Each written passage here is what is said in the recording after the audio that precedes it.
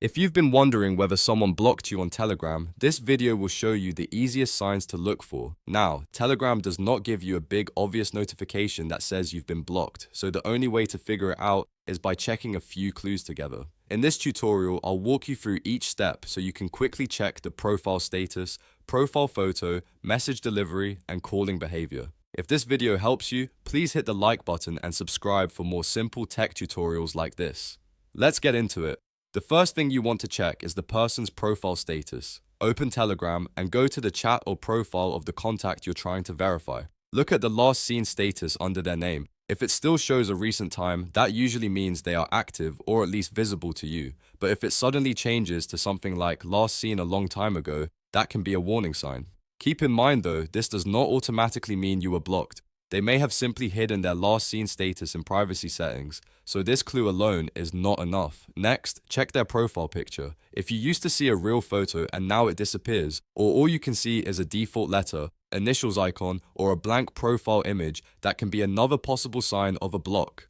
Again, Telegram privacy settings can also cause this, so you want to combine this with the other checks. Now, let's test communication. Open the chat and send a simple message. After you send it, watch the checkmarks carefully. If your message only stays on one checkmark for a long time and never moves to two checkmarks, that may mean the message is not reaching the other person. If this continues for many days, that is a stronger sign that you may have been blocked. But remember, it could also happen if the person is offline, has notifications turned off, or simply isn't opening Telegram. The next step is one of the strongest tests you can use. If you're on Telegram desktop, open the person's profile and click the phone icon to make a call.